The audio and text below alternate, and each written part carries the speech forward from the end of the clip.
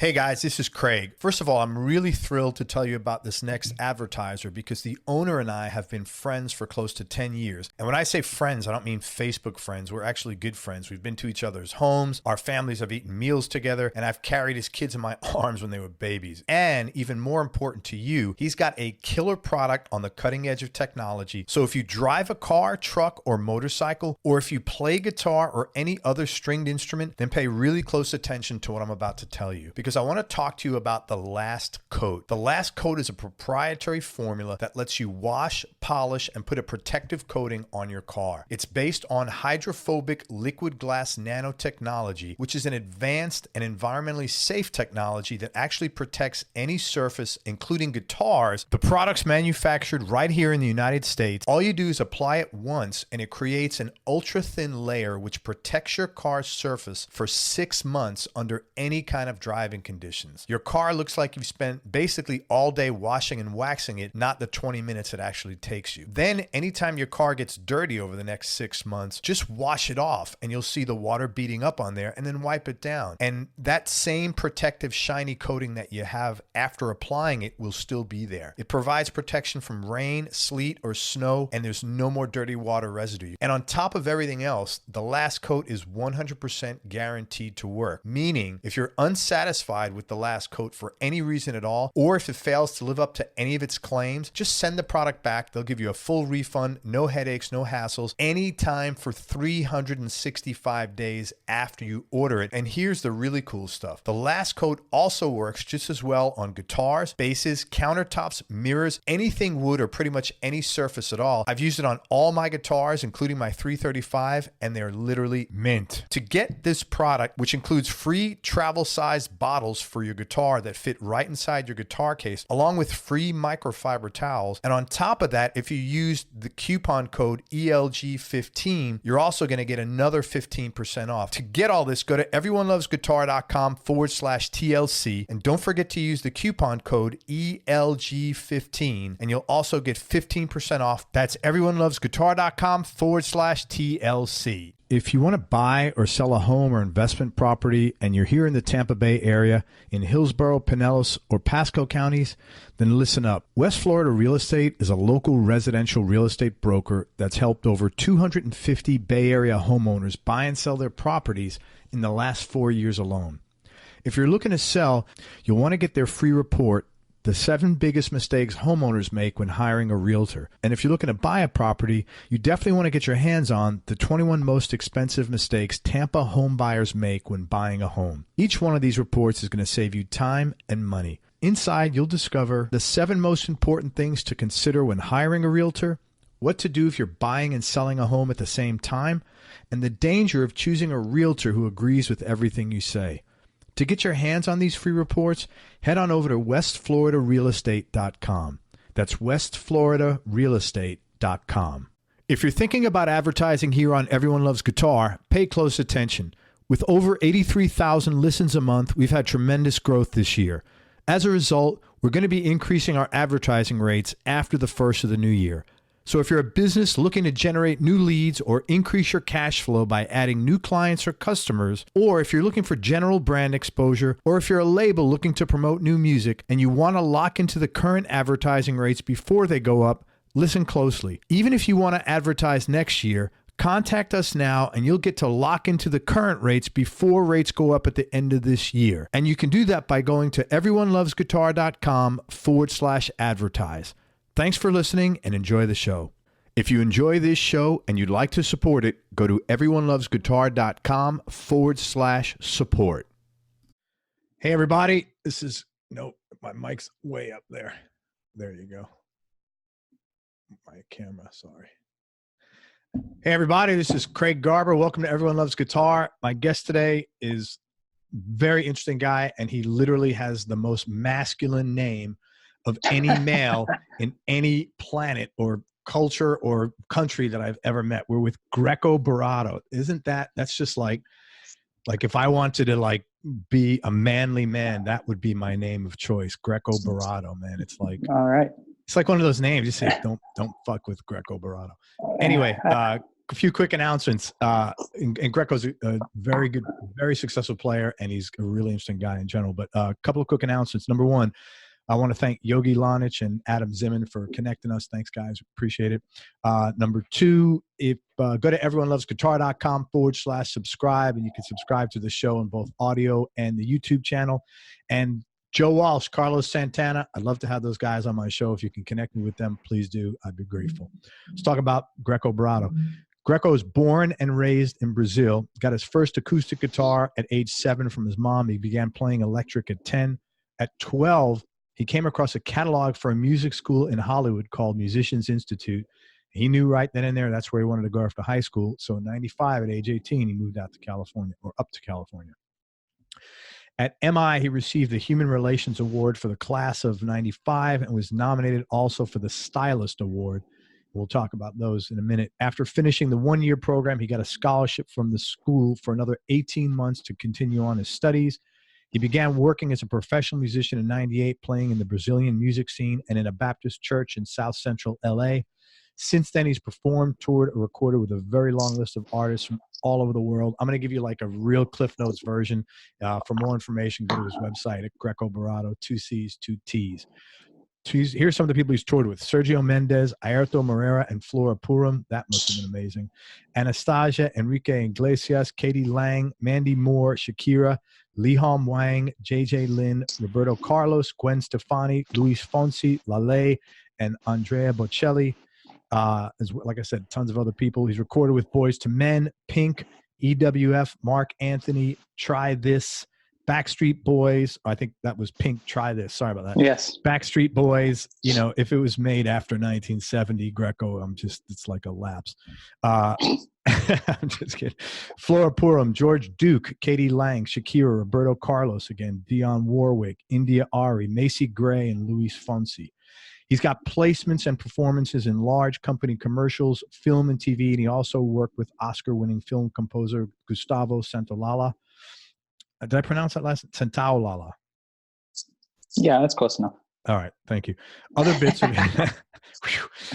of info. He performed a composition at Carnegie Hall with Cape Verdean artist Mayra Andrade in 2008. The album Manuscrito, was co-produced by Grecco and Argentinian songwriter Claudia Brandt, and that was nominated for 2 Latin Grammys in 2011, including Best Female Pop Album. He is also a certified Kundalini Yoga teacher, and he's been teaching privately since 2010 at Yoga West and at Kundalini Yoga by the Sea in Santa Monica. And he's fluent in 3 languages, of course, Portuguese, English, and Spanish, and he does pretty well in Italian and French. Dude, you're like so impressive, man. I was so excited to talk with you because you got your hands in a lot of pies, man. That makes for interesting people. Thanks for coming on the show, Greg. I appreciate it. Thanks for having me. Thanks, Yogi and Adam as well. Yeah, man, for sure. Your mom got you a guitar at age 7. What prompted her to do that? Was she musical or? No, she was not musical. I haven't asked that question yet. Actually, I have to ask her about that. I don't know what it was that prompted her to buy me a guitar, but she did. Yeah, because you've got there's just in the notes that I have, there's 2 or 3 things that were really like life changers for you. Yeah, and that was definitely one of them. That was one for sure. Yeah, and I would. I remember we had an LP player, and I would play this Beatles, album. It was it's not an album per se, but it was like what's the word? The word escapes me right now. Compilation? Compilation, that's right. I had a Beatles compilation album, and I didn't know what I was doing. I was not making any music, but I was just strumming along to that album for a while. And then eventually we moved to another part of the city. It's just a very small city. And our neighbor across the street was a guitar teacher. And then I would, she's also a psychologist. My mom's a psychologist, and this neighbor across the street was also a psychologist. And I guess she was teaching guitar to help pay her bills or her studies or something like that. So I would go and have classes with her for a while. That's pretty cool. Yeah. That's also kind of random that she's another psychologist living across the street. Yeah. Yeah. You're like, you have a lot of these intersections, man. I'll ask you about that. So man, so that's my next question. There's thousands of things that impact the course of our life. Right. But you've identified, and I'm just, to me, in your bio, there's several things, but for example, coming across that catalog for MI, how the hell was an MI catalog floating around Brazil? Well, so from 8 to 10, I took acoustic guitar lessons, and I went to the guy who had some sort of a music school in our little town. And I thought I could do better than that. I thought I was ready for something else or more challenging. And so I talked to my father and my mom, and we decided, like, okay, maybe it's time to go to electric guitar. My cousins lived in the capital city, which is about 80 kilometers away. So 55 miles, 60 miles away. What city is that? Porto Alegre, okay. Which is Porto Alegre is the furthermost capital city in Brazil. Okay. We're equidistant from São Paulo and Buenos Aires, Argentina. There's multiple capitals. No, but it's state capital. That's okay. Okay. Right? It's the furthermost state, and Porto Alegre is the capital. Gotcha. So we said, well, how about you take classes with the guy who's teaching your cousin? I was like, yeah, great. So I started taking lessons in Porto Alegre, which meant that my aunt would take me on a bus for about an hour and a half. And then we get to Porto Alegre, we take another bus and go to this guy's place. And I would do my guitar classes for, I don't know, I think 86 till 93 or something like that. Holy shit. So you had an hour lesson and 3 hours of travel once a week. Yeah, at least. Wow. God bless your aunt. Yes. God bless her, for sure. Holy, that's serious. That's a major commitment. Yeah.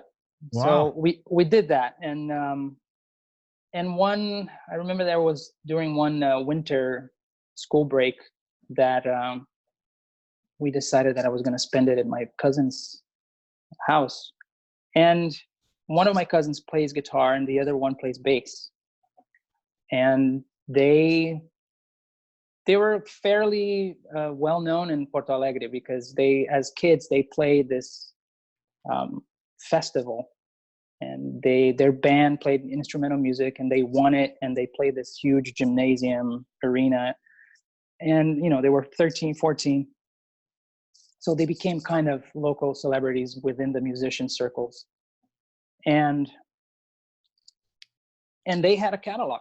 And that week was really amazing because they were introducing me to, I think, David Lee Roth, Eat 'em and Smile had just come out.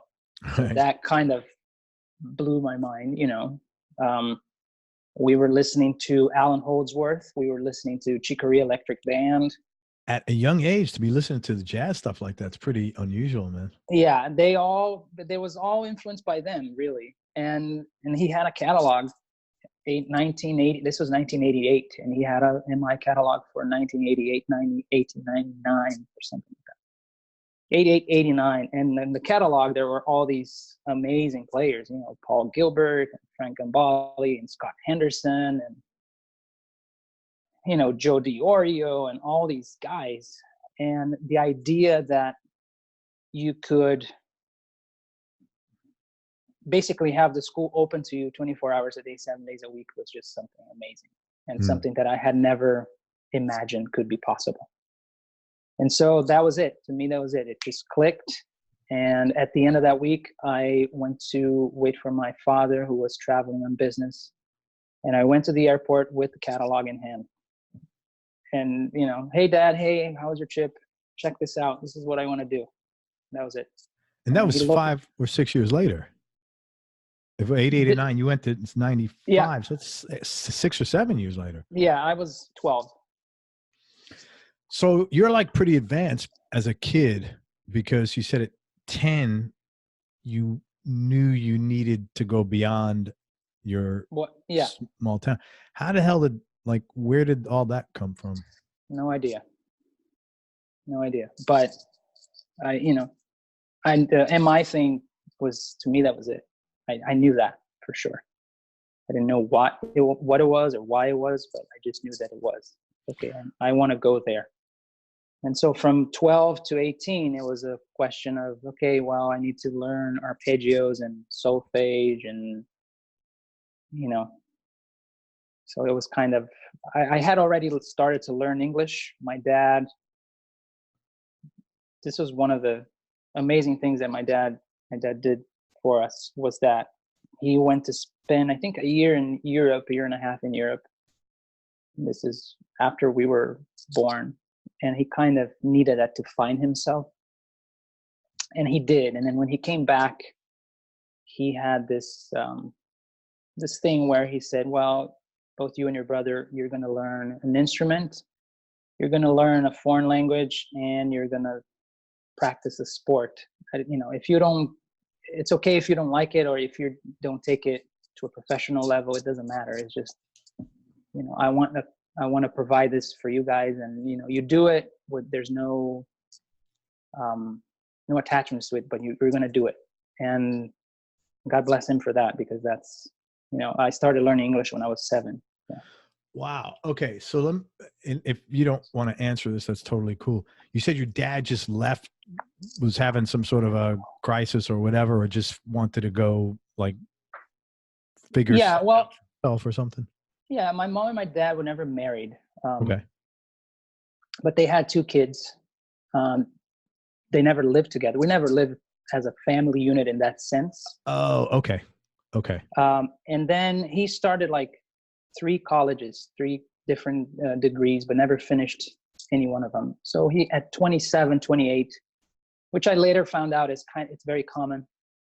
So at that age, he kind of was feeling lost and didn't know what he was going to do with his life. Sure. And from what I hear from him, my mom was very supportive and said, you know what, if you want to go to Europe, go to Europe. I don't want you to later in life say that you didn't find out what you should be doing because of your kids. Wow, man, that's really not unusual. Unusual how supportive. Yes. Not unusual that they weren't married. That's like not. Yeah. That's pretty common. Wow, that was, your mom must have been a pretty, when I say unusual, I mean in a good way, woman as well. I get it. Yeah. Definitely. Like extremely independent. Yes. Very strong woman. Yeah, sure. That's really cool, man. So he came back, and so he had this thing for us where, we each, my brother played a little bit of guitar, and then he kind of started learning a little bit of keys. We both played soccer and volleyball and stuff, and we both studied English. That's really wild, man. That's why you're into that's why you're so diverse, because you had like a very unconventional, and when I say unconventional, there's like no judgment at all attached to that. But, you were exposed to lots of ideas that probably most people aren't exposed, especially in a small town Yeah. I know those small towns. I just told you, I had a conversation with Mike Kerr. He's from a really small town. I don't know how big yours is. He said like 10,000 people. He goes, there's crime, the law it's not really law like you got law here. It's just kind of like the wild, wild west, he said.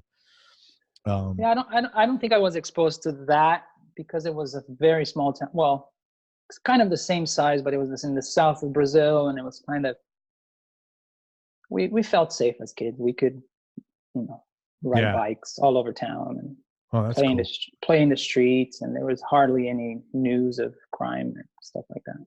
Yeah, I think he had I think it was a very pretty poor town where he was living, where he grew up. So, wow, that's really interesting, man. Really interesting. So you started learning English at 7. So, and you had I'm thinking about when you're little, you wouldn't be, coming to the States was an adventure in your mind. You wouldn't be at 12 years old. You don't get intimidated yet. No. Yeah. Was it scary once you did move? Was it scary? Like, was there any cultural adjustments you had to make? Well, before I moved, I spent like this time for me, it was a summer break. So it was in December, and I came and I spent a month. My dad used to work in the shoe manufacturing business, exporting business. And he had one of his associates or partners lived in upstate New York in a little town called Vestal. I know who that is. Vestal? Vestal. Yes. Near Binghamton, man. Vestal Plaza. Exactly. Oh my God. That is a really small town. Yeah. And so he had That's two kids. hilarious.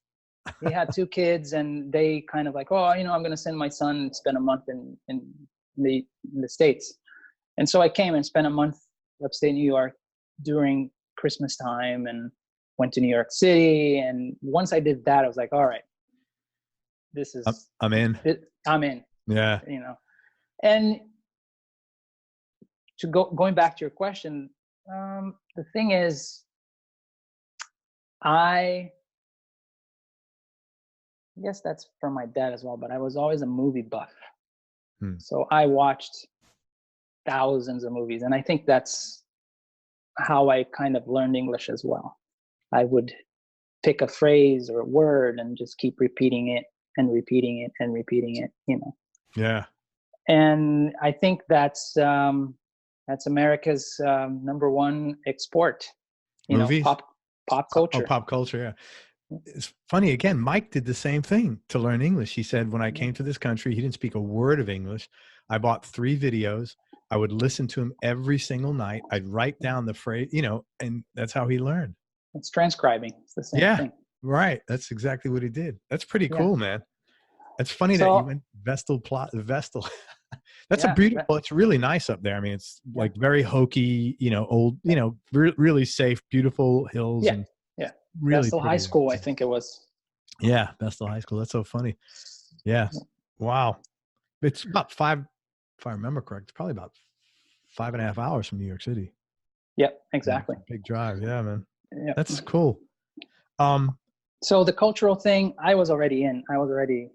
You had adjusted. There was nothing. Yeah, I mean, I wanted to be here, and I loved, perhaps the parts of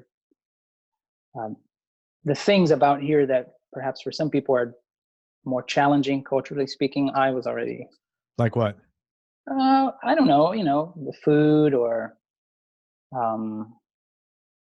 don't know. I just grew up watching movies, and I wanted to be part of it, I guess. Was California different than what you'd have been exposed to upstate New York? Was there things there that were like, oh, this is different? I don't think I can remember feeling anything different, because I was so. Here's the thing. For the first 2 weeks, I was terribly homesick, and I was actually physically sick as well. I didn't have my bag or my guitar. They got lost by the airline for about 2 weeks. Oh my God. And you're in music school. Yeah, but school hadn't started yet. So I was like, I had to like ride the bus in LA and go to the doctor, doctor appointments. But once school started, it was just done. Yeah. And I pretty much had blinders on to anything other than school. So I was just like, go to school, practice, go to class, and that was it. Right? So I was definitely not aware of any, cultural things that might have been different in New York. I was just happy to be going to school and doing it. Were there people you went to school with that you're still friends with today? Yeah. That's a cool. few people. Yeah. Very cool, man. What is so you got the Human Relations Award, and you were nominated for the Stylist Award. What are those awards? Well, I don't know if they still have it. At that time, the Human Relations Award was a award that was basically every school and the student would vote, and I guess it was, it would be the nice guy award. Cool, man. So just, I guess, positive, or, always talk, got along with everybody kind of thing. That's great, man. Yeah. It was a surprise. That had to be a good validation for like your decision making. Oh yeah, absolutely. And the Stylist Award was more focused on the playing, music. So what they mean that by stylist, that, like, for instance, I I think, I'm not sure, but the last second 6 months of school, it used to be a year program. So the first 6 months, I kind of focused on reading and basically reading and doing the curriculum classes. And then on the second semester, I kind of focused on rhythm playing and right hand. And there was this teacher that I used to live in his classroom called Ross Bolton. And so I think the Stylist Award thing was related to that, to like the rhythm guitar, funk rhythm guitar playing. So what made you focus on that? Because that's not usual. You know, most people, guitar players, young guys, are like, I want to freaking solo. Yeah. But you focused on, you get employment with the skill. Yeah. Well, seriously. No, it's true. It is true.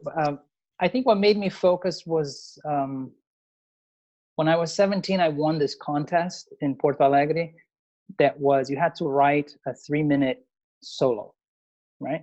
No backing tracks, no anything. It was just a composition, a solo composition. And I think there were like 60 or 70, maybe not much, not that many, 60 people from all over the state, and they submitted, and I ended up winning the thing. Cool. And so I could play scales really fast when I got here. I couldn't read, and I had very little experience playing in bands. So for the second semester, I kind of decided, I was like, you know what, I need to play in bands. I need to get that experience. And I kind of stopped focusing on, you know, picking technique and those exercises, and kind of like just open myself to being available to being in bands in school. And so that's what I did. After classes, I would stay and rehearse with 2, 3, 4 different bands. And I kind of say, no, you know what? Everybody's focusing on soloing. I enjoy playing rhythm guitar, so I'm going to focus on that. And then I went to Ross's. They used to have a thing called open counseling, which is the teacher has a 2-hour time slot in a room, and you go in and you play with the teacher. And so I used to live in his room. Okay. You know, and anything that had to do with rhythm guitar, like I would go to Keith Wyatt, which is a tremendous blues player. And at the time, I think he was the head of the GIT department. He would have open counseling on blues. And I would go and I would say, well, I don't want to solo. I just want to learn how to comp. And so I would do that. So that was my focus for the last 6 months of school. It's really interesting that you did that. There's, out of all the, you're maybe the second or third person I've spoken to that, you know, maybe less than 5 in 620. Right. That focused on that.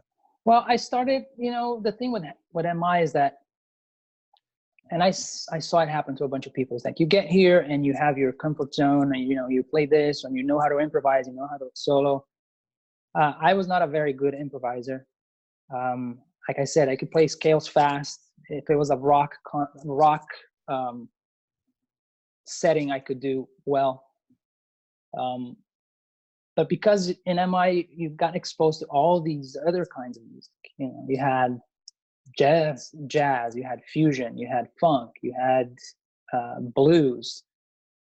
So I kind of, you know, I've seen people, and I did too, stepped out of the thing. Oh, I just play this. I want to, you know, you start listening to different things. And I already had been listening to different styles of music, but, you know, it happened at MI with a bunch of people. Like, you know, I got into Kind of Blue, and, you know, that led into buying, you know, more 60s jazz albums at a thing that we used to have called Columbia House. Remember that? Yeah, you get 6 CD or 8 12 CDs for whatever. a penny, something like that. Yeah. So you would, you know, stock up on albums and listen to those, and kind of it, because you're immersed in music, it kind of changes you. You know, you're not just like, oh, I just play rock and roll. Like, well, I do, but I mean, to each his own. I just, like you said, I've always been exposed to different things, so I kind of gravitated towards that. And so, going back to subject, I always, at that time, I was a huge Sting fan, and obviously Dominic Miller. Yeah. has been a huge influence. So I started listening to that, and then obviously Landau came and played in school, and Tommy Tedesco came and gave a lecture in school, and in studio guitar playing and playing parts, and I just fell for that. Did you want to be a studio player at that point, or did you want to tour, or you didn't really know? I didn't really know, but I was enjoying just sounds, and I didn't have any gear, but I was listening to sounds and kind of like, oh, okay, well, he uses, a different pedal here or a different sound here, or he answers the vocal here with a little melodic idea. And I kind of started paying attention to that. Yeah. Which is, it's interesting, you getting that award. The person that would get that award I would think, be more apt to pursue the road you pursued of, I'm a team guy. Sure. So it's really interesting how all these things sometimes are very consistent with all of us, Yes, absolutely. You're right. How did you first get started in the music business? Like, what was your first big break? First big break. Well, I think the big breaks come from small breaks. So I had a couple of small breaks that kind of started me working. First one was I used to play in the school's gospel choir, right? And the guitar player who had the chair was a Japanese girl. She was great rhythm player. And by circumstances, somebody asked our teacher if he could recommend somebody for a gig outside of school playing at a school graduation. And I think they knew each other from church or some sort of thing like that. The guitar player who used to play in the choir was going to be in Japan, so she recommended me. Okay. So I went, played, and we had to play like 3 songs. Mind you, I don't have a car. I barely have any gear. So I played this gig, and this organ player said, "Hey man, my church is looking for a guitar player. Would you be interested?" I was like, "Man, I would love to, but I don't have a car." It's like, "Oh, okay, that's not gonna work, but I'll call you when I get a car." Okay, a year goes by. I do the same graduation thing. Elton was his name. He was there, and he's like, "Man, my church still looking for a guitar player." I'm like, a year later. Yeah, I still don't have a car, And then my dad came to visit a few months later, and I say, "Hey, Dad, listen, I have work, but I need a car." And so it's like, "All right, I'll buy a car, but here's the deal: I can't pay for anything else. I'll pay the car, but you're responsible for." You support it. Yeah, insurance, gas, whatever. Yeah. Great. Got the car, called some people, and got a gig selling Christmas trees. All right. Called my friend, the organ player, and say, "Hey, I have a car. Do you still need a guitar player?" He's like, "Yeah, come by. Come to rehearsal or whatever." So I went, played, and I think they put up with me, and like, "All right, cool." And they paid me $50 a week. So I had to go to play on Wednesday night, rehearse on Thursday, and play on Sunday mornings. For $50 a week? $50 a week. Wow, that's a lot of playing, bro. Yeah. And I was like, Years great. Back in the day, yeah. Like, great. I'll no problem. I'll be here. Awesome. Okay. And then in the meantime, I had stopped working at the tree lot and started working at an art gallery, just helping the guy who did everything. Hanging pictures, cleaning the floor, setting up receptions, whatever. And so the big break comes here where I meet and play with a girl named Bibi McGill. At the time, she played in a sister church, and we do this afternoon concert. And I was like, "Man, Bibi, you're just a full-time musician. How do you do it?" And she's like, "Well, if you make yourself available, work will show up." And for some reason that hit me that day. I was like, wow, all right. So I went in on Monday or Tuesday and give notice to the gallery guy. Say, hey, you know what? This is my last month. I'm not gonna be working here at the end of the month.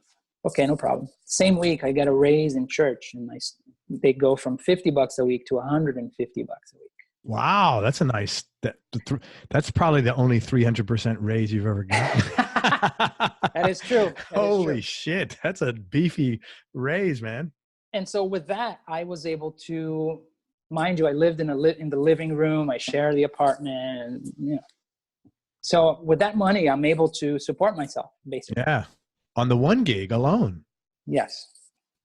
Another small break came when I got home from a rehearsal, and a friend of mine who plays drums, he was playing with a Brazilian artist in town. He was like, man, guitar player, you know, is not going to show up tonight. I don't know what happened, but he's not going to be here.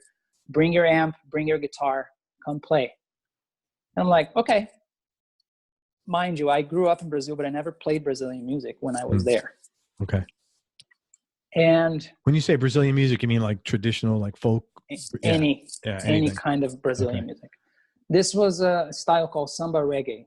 Okay. You know, but you know, I was like, okay, what? You know, I have the right hand technique, so you know, it can't be. I have the ear training. It's gonna be fine. Sure. I know I know I can play. I know I can play rhythm, so it's fine. What guitar were you playing at that time, by the way? Strat? My Strat. Yeah. You know, I think it was a Japanese Strat. I bought it for $450. That's a good price. It's at Guitar Center. Yeah, it's like a 50s reissue, and it's kind of looked a little bit old. And I think I had started changing it. I put like a Tom Anderson neck pickup because that's what Ross Bolton used to have. And I put some graphite saddles because that's what he used to have. Maybe some, I don't know if I had the Spurzels yet or not, but anyway. So I went there, played the gig. Basically, the guy's shouting me chords all night long. It's like, hey, A minor, D, G, the whole, you know, just follow my rhythm, follow what I play on my percussion thing, because he used to sing and play percussion at the same time. Follow what I do here, and the bass player is going to shout you the chords. And so I made it through that gig, and then he called me for a gig the following week. And so that was my entrance into the Brazilian music scene in LA, you know. So those were the two little breaks that got me working. Then through these two things,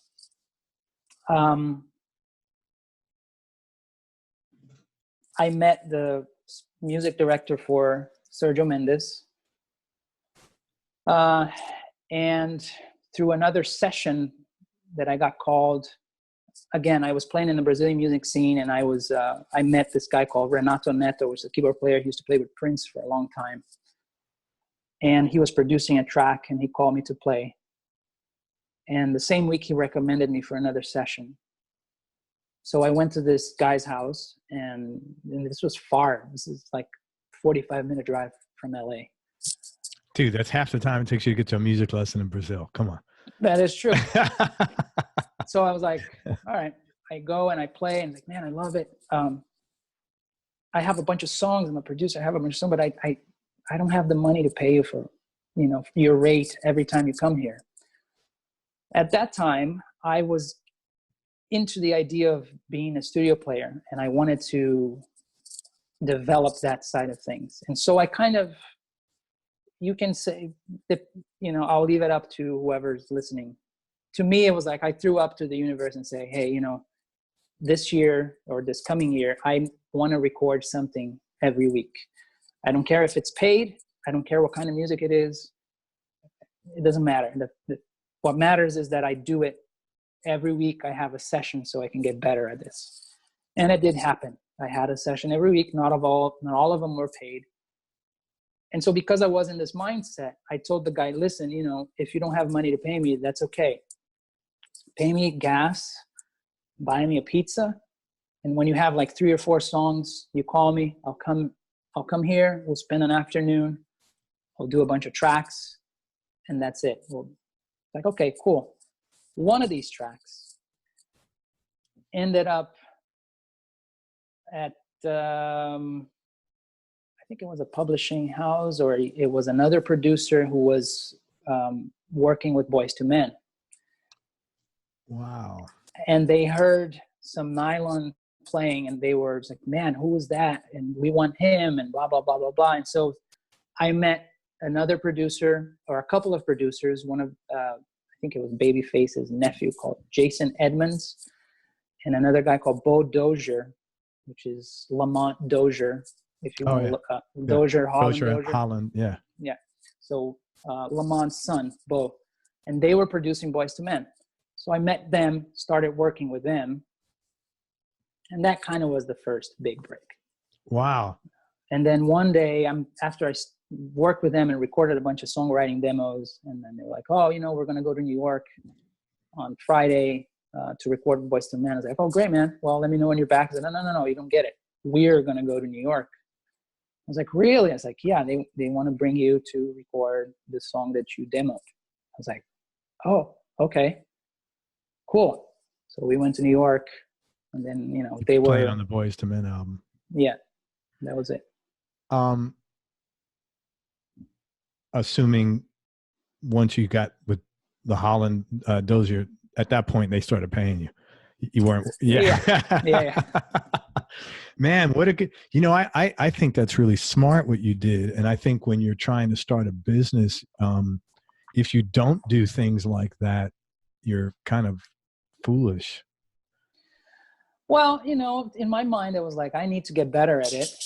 And you need to get exposure. Yeah. You need to get in traffic, man. I need to pay my dues, basically. To me, that's what it was. Everybody needs to pay their dues at some point. Yeah. Absolutely. So to me, that's what it was. I wanted to get better, and it happened. It was like I had a session every week, and then because of that, one producer recommends you to the next producer, and then the ball gets rolling, That's fantastic, man. Congratulations. That's really cool. Thanks. And then, I kept playing in the Brazilian scene until one day the music director for Sergio, wonderful musician guy called Bill Brendo, he called me saying, hey, Sergio wants to try another guitar player. I was like, great. And at that time I was like, okay, I think I've hit the head on the ceiling in terms of Brazilian gigs in town. Yeah. So it was like, all right, he's the only one missing at this point. Like, I want to play with him. So I went and I auditioned, and the audition was a show in Miami. And then after the show, I was like, great. Do you want to do some more? I was like, yes, I'd love to. That's cool, man. That was that. That's great when an audition is a gig. Every time I've spoken to a player, when the gig is an audition, like almost 100% of the time. In fact, I think 100% of the time they get the gig, Yeah. I mean, I get it. I get it where you have to have 5-6 people audition. I'm not a fan of it, but I think I've learned to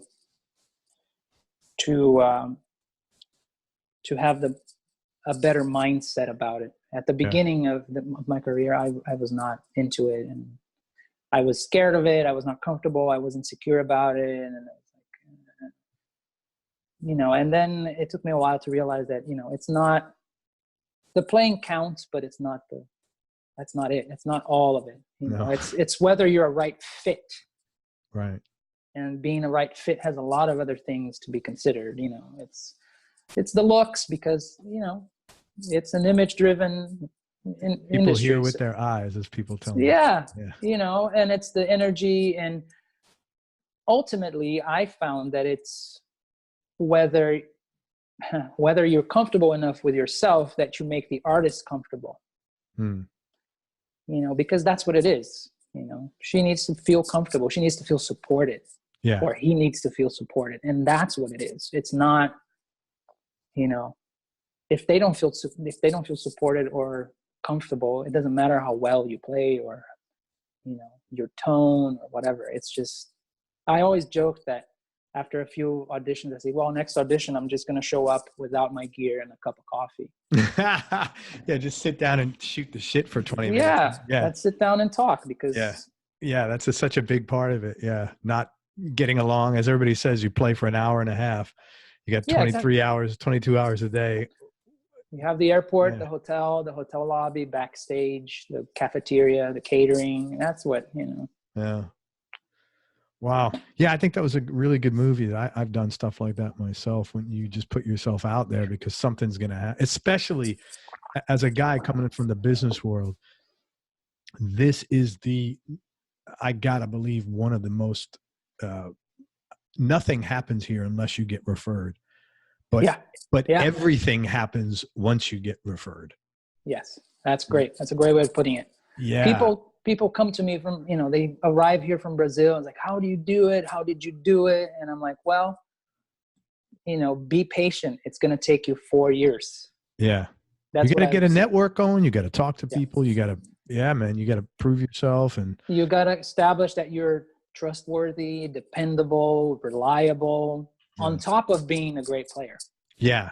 Yeah, for sure. But you got to know people. Yeah, you got to meet people, and you got to, do that gig that doesn't pay anything, because from that gig, you're going to get another gig or a tour. You never know. You never know who's watching, who's listening. Dude, you got to Boys to Men.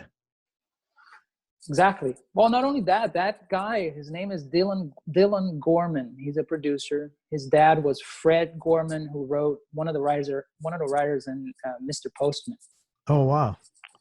So a few years later, he introduces me to a producer called Damon Elliott, Dionne Warwick's son. Wow.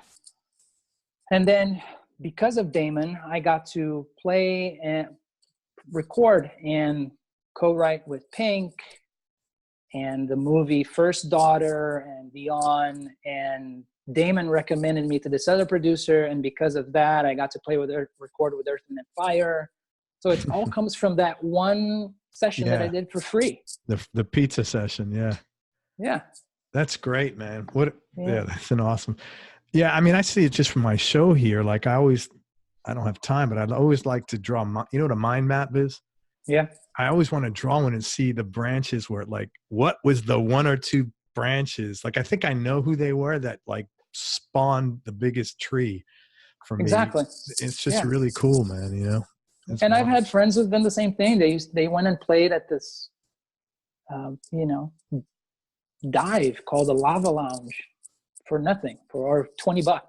Right. But out of that gig, they got a tour. They hooked up with another player who got them another tour. It's just like, okay. So, never underestimate the gig you're doing. Yeah. I don't know if it's everywhere in the country, but definitely here in LA, it's like, you never know who's watching.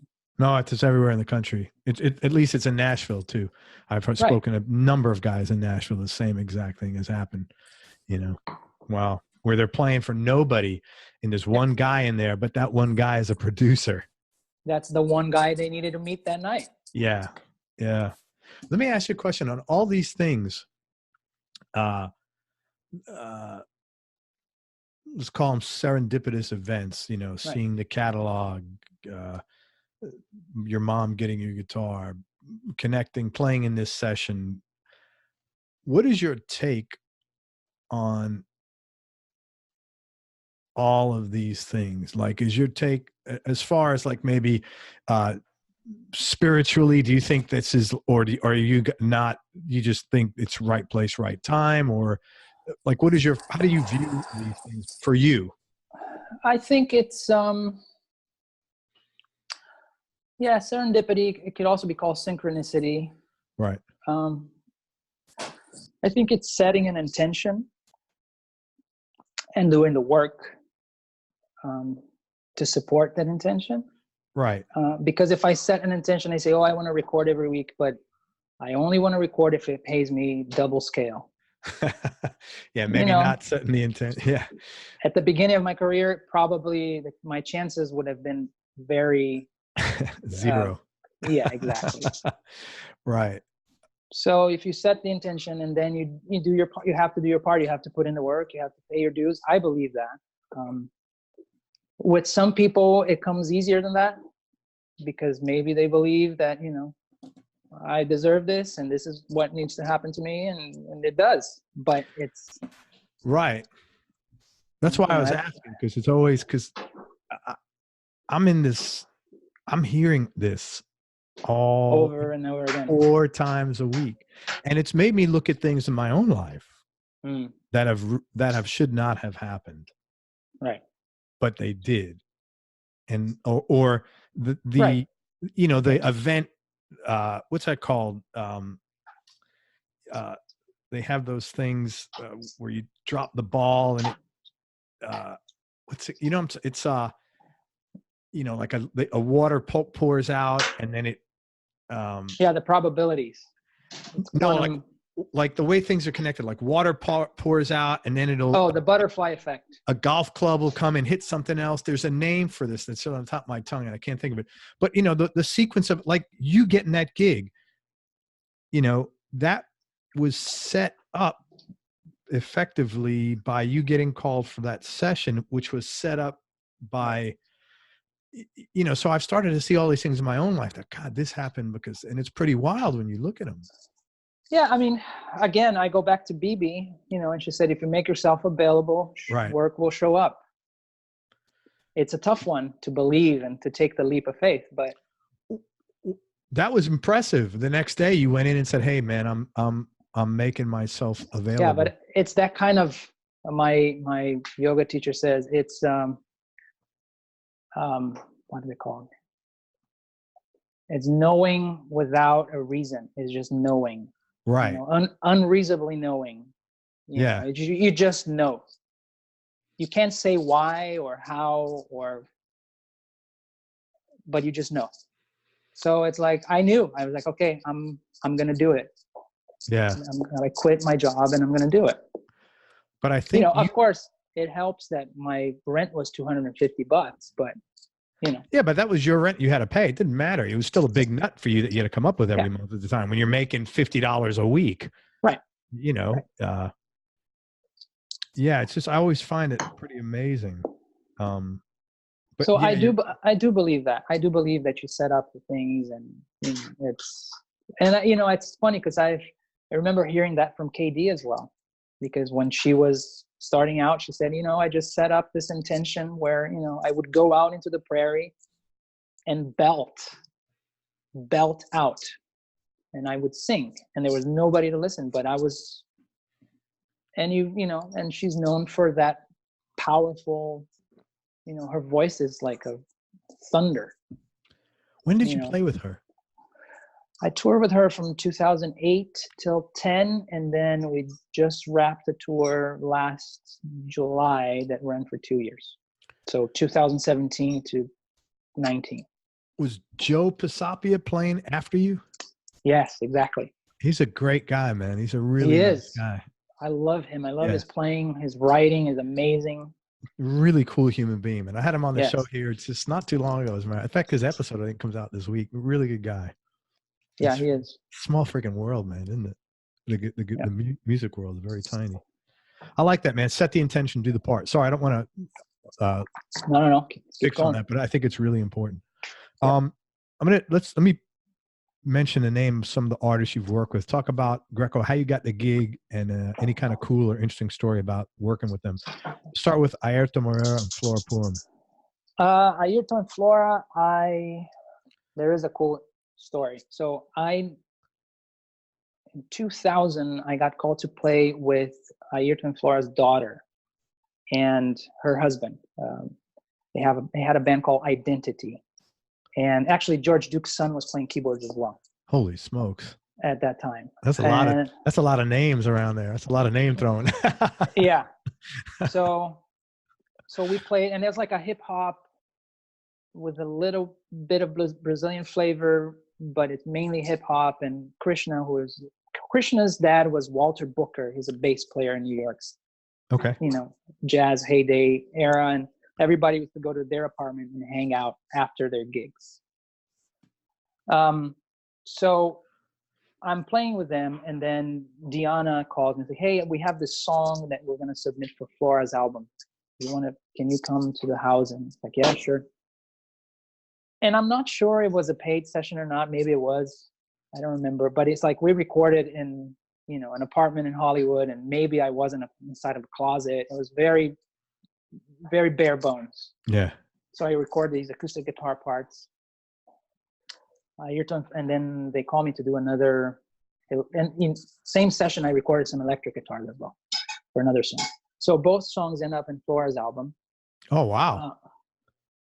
And then I get a call from Airto. And this was at a time when I was burnt out. You know, I had a bad experience with the business side of it. And I was like, oh, I don't want to play anymore. So I get a call from Airto and say, hey, you know, we really love what you did on the album. We have a tour in Europe coming up in July. And I think this was maybe April or May.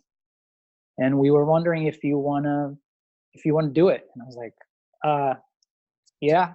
I want to do it. Got over burnout quick. Yeah, he was definitely a source of inspiration to kind of bring me out of that darkness period. And he was like, okay, great. Here's the thing. We're not going to be able to rehearse.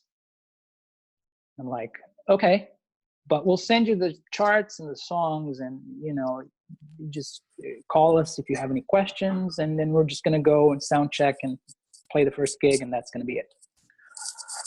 All right. The same song was the song that got me the KD Lang tour the first time. Wow. Yeah. Because our friend engineer, Lynn Earls, was working with KD, and she was showing KD some stuff that she had been doing. And she played that song, and it has an acoustic guitar intro. And she's like, wow, who's that? Oh, that's Grecco. Okay. I guess they made a mental note. And it came time for this particular song, and they both had the same intuitions, like, well, we should call Grecco for this song. So they called me to record a song. I learned a part, went in there, and I think we hit it off really well in the first like 5 or 6 minutes of the session. And again, I know I'm going way off track, but I'll come back. So fast forward to, I don't know, a few months later. And I remember at that time, here we go again, the setting and the intention. So I did this session with KD. At the time, I was playing with Enrique Iglesias. And the thing that really stuck with me was how amazingly respectful she was of what I was there to do. And it was like, wow, whoa, it was something different. I was used to the pop world where that doesn't really, or that hadn't happened. You're a little more disposable in that world. Correct. Yeah. And with the session with KD, I was like, wow, she really, you know, I played what she played on the demo. And then after that, she was like, okay, cool. Now do what you want to do. What do you hear? And I was like, oh, okay. So I played a bunch of guitar tracks. And then I went to a vocal class. At the time I was taking vocal lessons. And I talked about that with my vocal teacher. And she was like, wow, that's amazing. And I was like, yeah, I want to work with artists like that.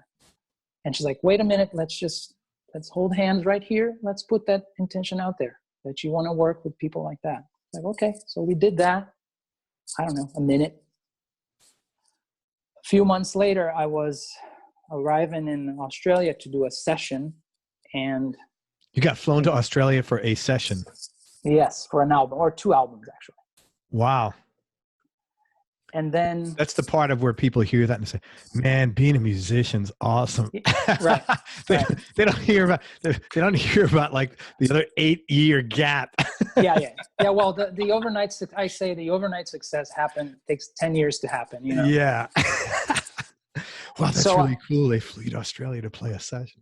So I got there, and there was a message from KD's management. Hey, you know, this is so-and-so with so-and-so management, and talked to KD last night, and she wants to put a new band together, and she asked me to talk to you. That's wonderful, man. And I was like, wow, same thing, putting the intention out, you know. And I was like, and at first I didn't want to do it. So anyway, that's the story about the Airto and Flora, because that whole thing, that one song led to so many other things. You know, because of that one song, you know, that maybe paid $100 a song or something like that. If that, I don't remember really, but it was, you know, it was never a question. It was just like, yeah, let's go record the song. And, you know. Do you set I like what you said when she said, let's set that intention. Do you set intentions now like that? Like, yeah, I don't know, like it was kind of almost like a little prayer you did or something like that. Yeah, you can call it that. Yeah, or a meditation, whatever. Yeah.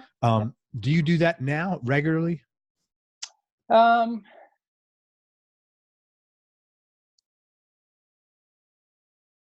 yeah, I do, but it's not because of the whole Kundalini Yoga thing. I think it's a daily thing. It's not like in a moment of, oh, let's put that intention out. It's more like it's part of my daily practice thing. Okay.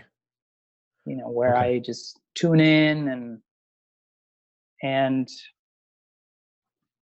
I don't want to say visualize it, but you can say that. Why? What's wrong with that? Well, because it's not what I do, and I don't visualize. My wife visualizes it. Yeah. Much more than I do.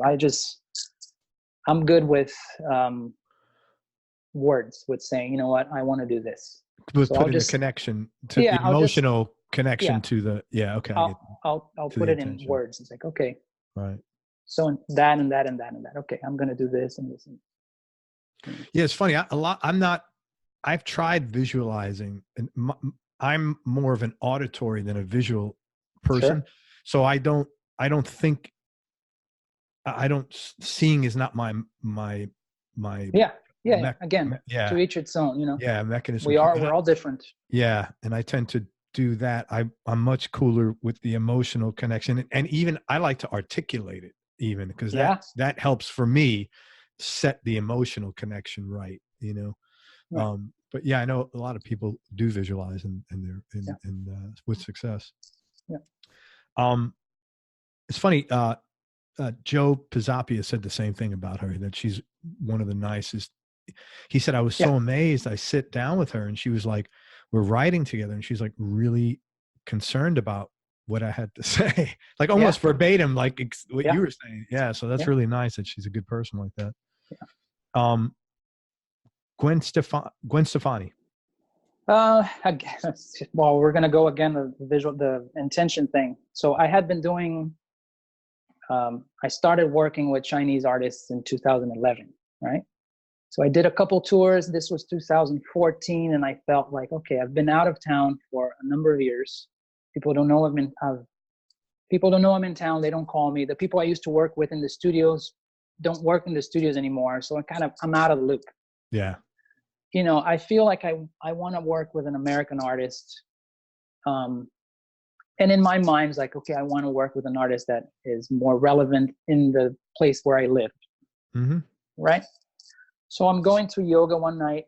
I don't remember if I was going to teach or take a class, but I got a message. Hey, this is, what's his last name? This is Will Hollis. I'm the music director for Gwen Stefani, and Tarek Akoni recommended you. We were wondering if you want to come in for an audition this week. I'm like, yeah, sure. I'll come in for an audition. Send me the songs. And okay, so they sent the songs. I learned the songs. So I show up to the audition and it's just me, because they had already done auditions for bass player, drummer, and guitar player. They had gone through a number of guitar players and she was unhappy. So I show up by myself and okay, we're going to play that song. Great. Just, have fun. And I look around and it's just me in this huge rehearsal studio. And there's nobody, there's no drummer. It's just me, the Pro Tools track. And I was like, oh, okay. All right. I guess, I'll do a bit of acting, if you want to call it like that. And who was the MD was yeah, the MD was there. He was filming it with his phone, and the guy who does the Pro Tool tracks was there too. So we do that. Great. Thank you so much. Great. A couple of days go by, didn't hear anything back. So I called back, say, listen, I'm going out of town on Sunday or Monday. I don't remember. But, just need to know because I need to, well, they haven't decided yet. Why don't we do this? We have a TV show this coming Saturday. It's one song only. Come rehearse, play the song on the show, and and then they'll make a decision. It's like, yeah, no problem, I'll go. So I go, I play, and I think the real audition was being on stage with the rest of the band. And then she looked from front of house and she said something like, "Wow, this band looks really cute." To me, that was it. Oh my God. You know, because she was focusing on the visual aspect of it and how it all came together on stage. And she was like, that's funny. okay. Yeah. So I played the gig. Nice to meet you. Great. Thank you. Thank you. And then the next day I'm at the airport and I'm saying, hey, you know, how did it go? Wait a minute. And then he texted me, like, hey, okay, you got the gig. Like, okay, cool. Remember I told you that I was going to go out of town to do my own thing, and I'm on the plane right now, and I'm, you know, so I can't rehearse this week. It's like, okay, no worries. Just learn the material, come to rehearsal next Monday, and, you know, you're going to have to learn what we've practiced. Yeah, no problem. Just send me the material, learn the material. So that was it. But again, it started with that intention of like, okay, I want to play with an American art. Yeah. That's really cool, man. Hey, this band looks really cute. I guess I shouldn't laugh. I mean, that's, you know, how people start relationships with other people every day. It's true. You know? Yeah. Yeah. I say we skip Andrea because it was just a Tonight Show, and it really. Yeah, man. Why don't you pick the next one? Because you're doing great, man. I think we went to Boys to Men. Yep. So Pink happened because I was working with Jason Edmonds and Bo Dozier, and then they recommended me to another producer, and I get a call one afternoon, and it was like, hey, you know, we're here at the studio with Pink, and she was wondering if you want to come and play guitar for this song. I was like, yeah, of course. So I packed everything into my car and went to the record plant, and I got there, and I think this was, if I remember correctly, this was the day she got the call from, we were working on a song called Puppy Love, which never came out, but she was trying to mix rock guitars with hip hop beats, right? Mm-hmm. And this was the day where she got the phone call from somebody at the record company saying, you know what, we'll let you do what you hear instead of trying to, you know, tell you what to do. And I remember her saying, you know, I was like, what do you want me to do? What do you want me to play? And she's like, well, just pretend that you're playing for 10,000 people. You know, you're rocking out. And I was like, okay, great. You know, Les Paul, distorted guitar. Yeah, sure, I can do that. I didn't know at the time, but Damon Elliott was sitting in the same session. I don't know who Damon Elliott is. Damon Elliott is Dionne Warwick's son, who I got to work with years later. Oh my God. And I didn't know him. I might have met him. And then later, a few years later, he's like, dude, I was in that session. That's how you got it? That's why he called you. No, he called me because the same guy who recommended me to Bo and Jason recommended me to him. And then when you showed up, he's like, oh, I remember you from that session. I don't think you remember me, but eventually we got to talk about it. That's because funny. Then we did get to write with her, and we, you know, the Try This was a song that I did play guitar, and it ended up on her album. So that was that. Was this before Jason Derrico, I'm assuming? Oh, yeah. It's funny because... Justin Derrico, sorry. Yeah. It's funny because my buddy, Rafa, I don't know if you know him. Moreira? Yes. No, he's on my list. I got to call him. Okay. Yeah. Because he went to MI too. He got there 6 months after I did. And then is he Brazilian too? Yeah. Okay. Yeah. Okay. And then he got the gig with Christina. And then from then he went to play with Pink. And then when he was doing, I think it was Rockstar or The Voice, I don't know which one it was.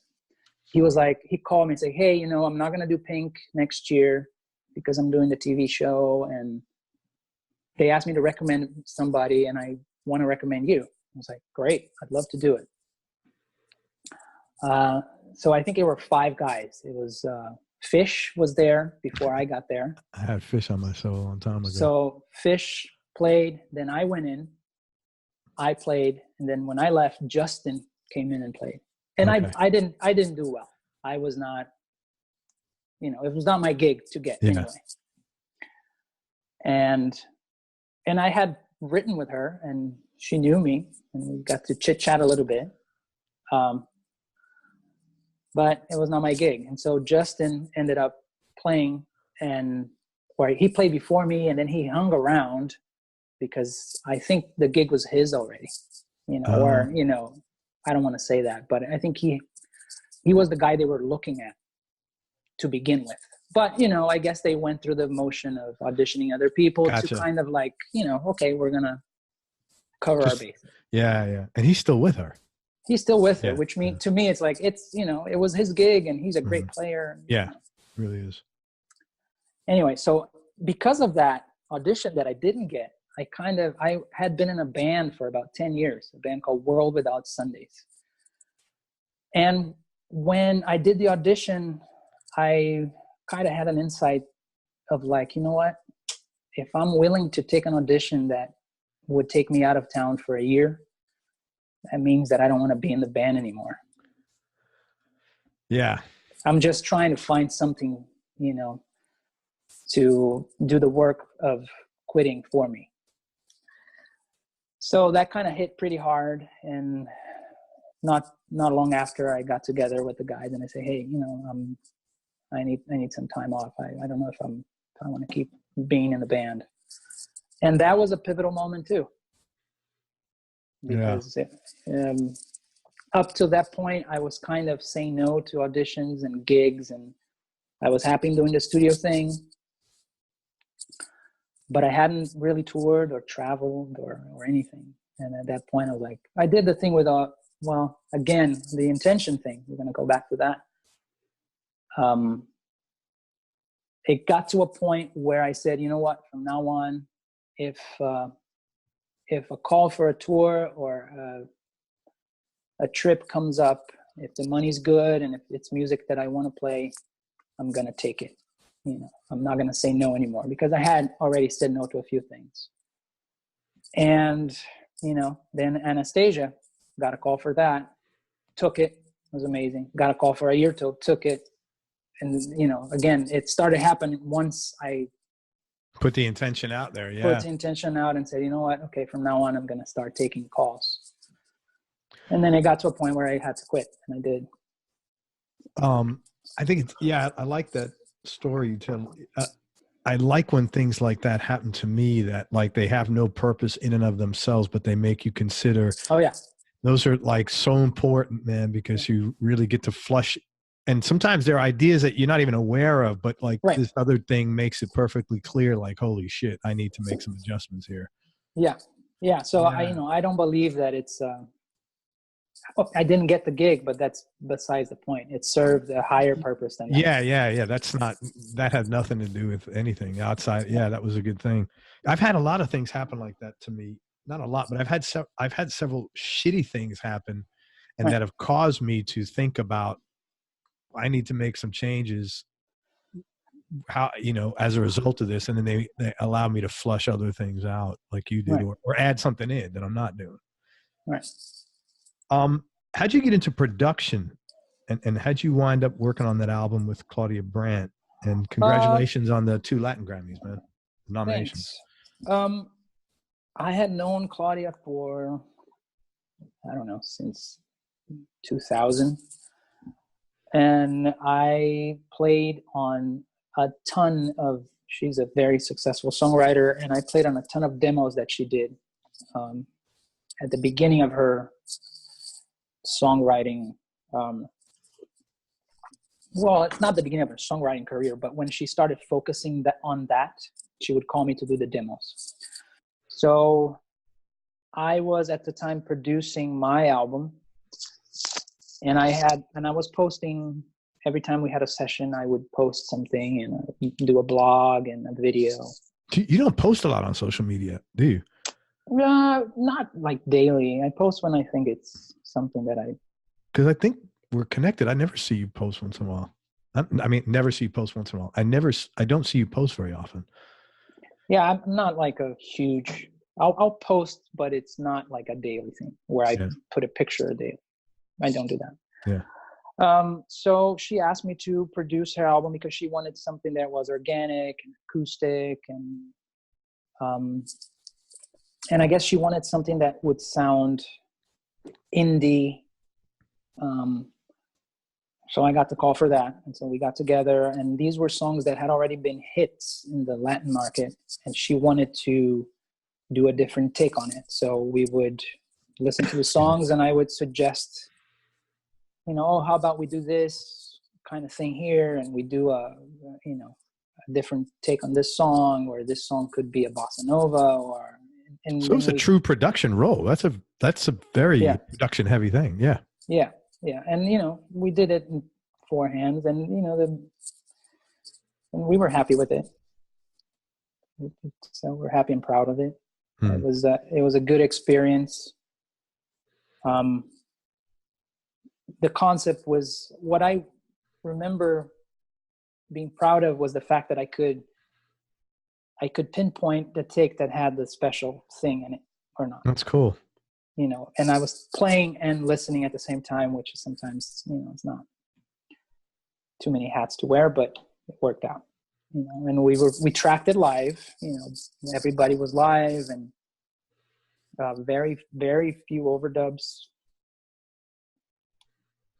And from there, you got into producing more, correct? I did, but actually right when I was doing that, right when we were recording that album, I got the call that I had the gig with Shakira. Okay. So it was right. I had gone to do the audition in Toronto because they were rehearsing there already. They were in the middle of band rehearsals already. So I got there, I played the audition, I came back, and then we went to 2 days of tracking this album. And then on the second day, I got a call saying, hey, the gig is yours if you want it. How soon can you be here? And I was like, okay, well, today's Saturday. I need Monday to sort out my scene and, arrange everything. And I guess I can leave on Monday night or Tuesday and be there on Wednesday morning. And so, from that, the producing thing, I was producing my album. I produced Claudia's thing, and I did a few more things after that, but not, I think this coming year is going to be more active in that sense. In production. Yeah. Have you put that intention out there? Just curious. Like, is that something you want to do? Yeah. Okay. So you have. Yeah. Because, I'm not 25, and, I'm not, so it's Dude, harder for me to be. You can pass for 30 though. I got to be honest with you. You're not 25, but you could, even when I spoke to you, first time I said, oh, you're like my kid's age or something like that. Cause you sounded so young. And then, I was like, holy shit, not that you're old, but you're not 25. You're right. I was like, oh, and even when you started talking today, I'm like, I'm listening to your voice and I'm hearing that voice I heard on the phone. And the word is like, not that you don't look old, but the words and the music didn't match your voice. Right.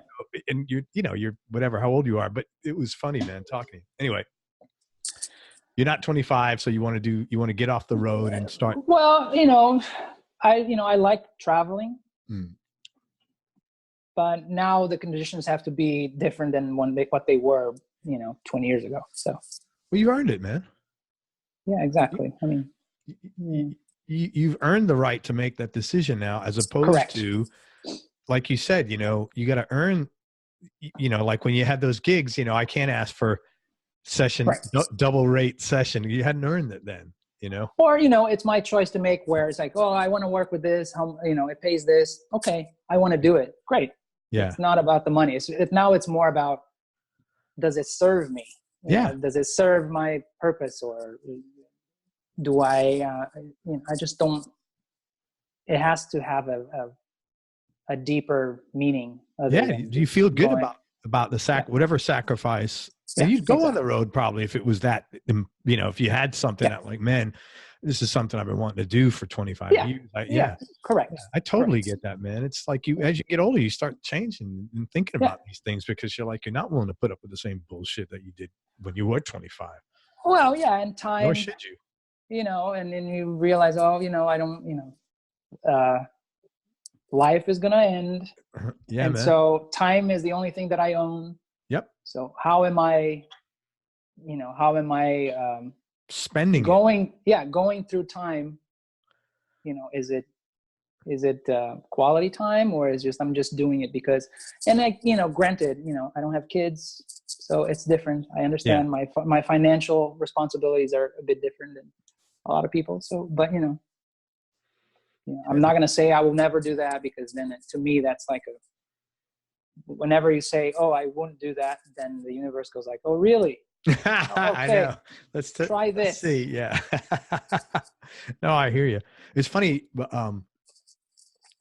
I never was like super time sensitive.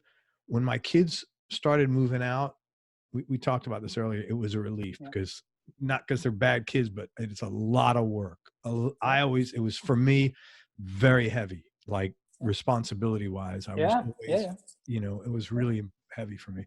And so I was happy that I didn't have that sense, but now they've been out of the house a while, and my time is valued. I really enjoy seeing them again. It's really weird.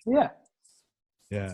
And I think about what you just said, the time. I'm like, because I read some article, and this kid was writing, he's probably my son's age. My son's 29, and the older one.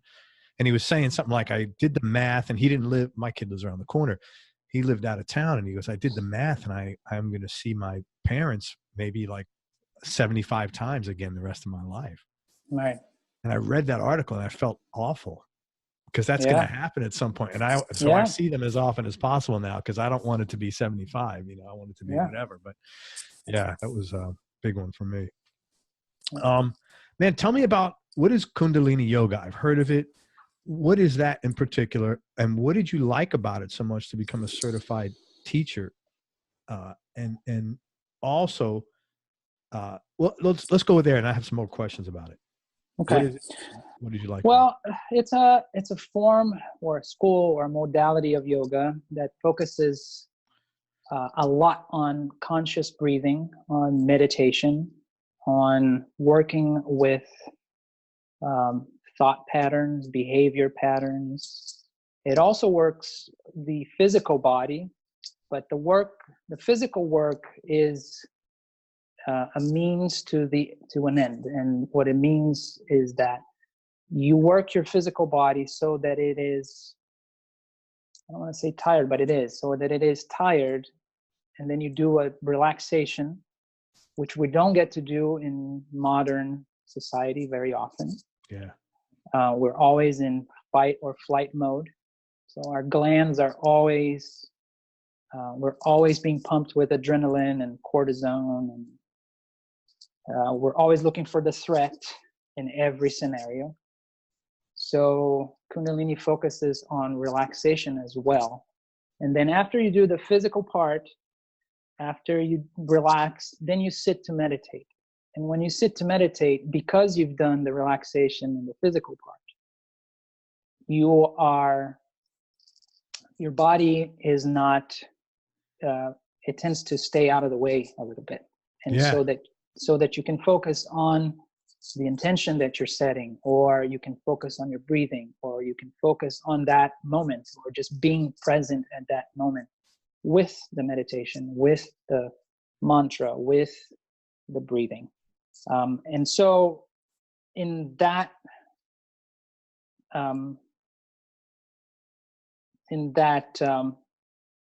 scene or in that scenario, I've experienced, and I've heard a lot of people do too, an incredible amount of insight,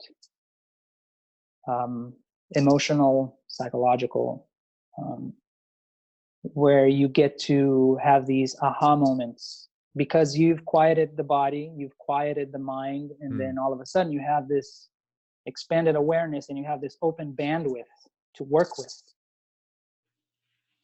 And most of the time we don't, because we're worrying about, what we need to do to pay the bill, or what the meeting for tomorrow, or what I said to somebody yesterday and that didn't, or what somebody said to me and that didn't sit very well with me. And next time I see that person, I'm going to tell them how it felt.